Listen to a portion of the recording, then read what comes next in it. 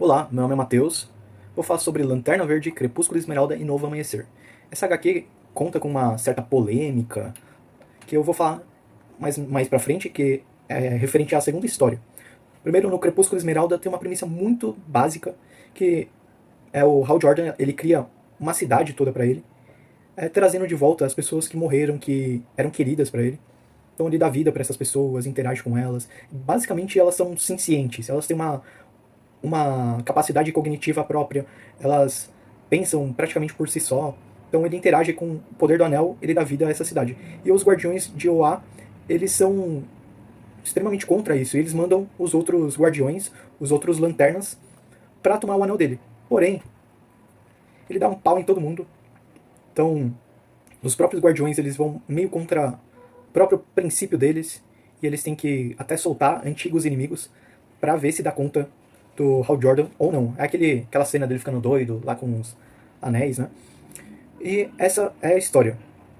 A segunda história, O Novo Amanhecer, traz o novo Lanterna Verde, que vem das consequências, né, do Hal Jordan. Então tem o último anel que sobra, então o guardião ele entrega para uma pessoa que tá passando aí, e ele se torna um novo Lanterna Verde. Ele vai descobrindo, né, o poder do anel, ele tem a relação com a namorada também. Eu achei legal, assim, a primeira fase, porque mostra ele aprendendo a lidar com o poder do anel, com a relação dele. Uma historinha café com leite.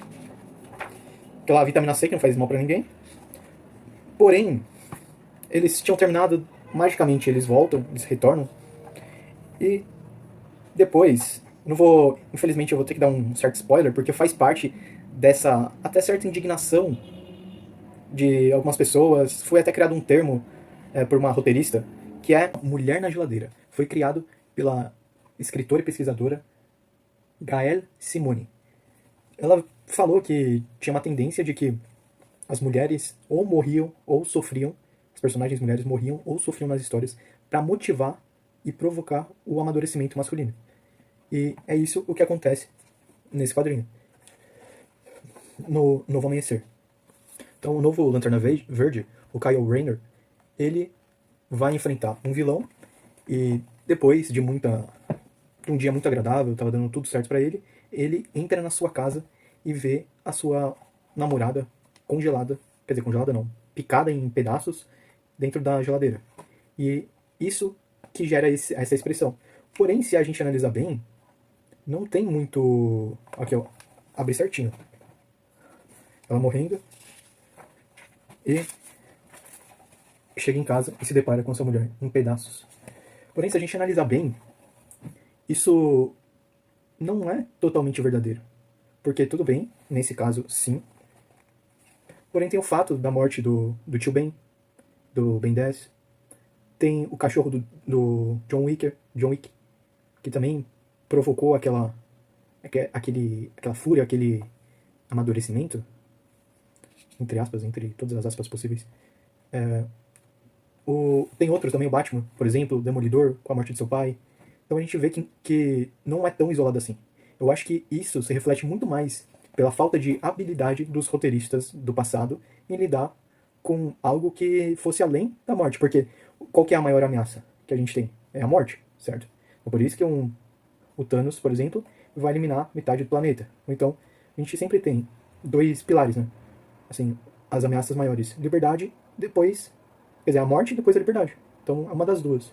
E os roteiristas, eles não desenvolviam personagens secundários. Isso é basicamente a regra dos quadrinhos antigos. A gente não tem grande desenvolvimento, a gente não sabe quais são as motivações, os arcos dos personagens. Não. Muitos dos roteiristas, o Jim Lee, por exemplo, Jim Lee não, desculpa, o Stan Lee, por exemplo, ele tinha vergonha de fazer quadrinhos.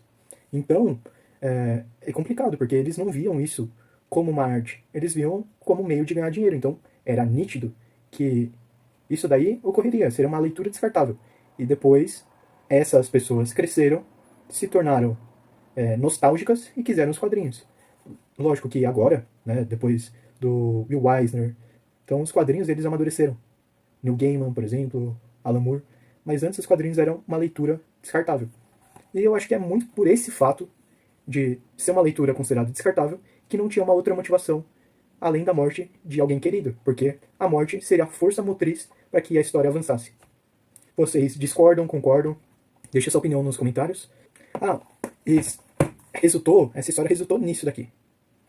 Crepúsculo Esmeralda e depois Novo Amanhecer resultou nessa história, que essa história é 1 milhão de vezes melhor do que essa daqui. Mas isso é para outro vídeo. Então, um forte abraço. Então, imagine.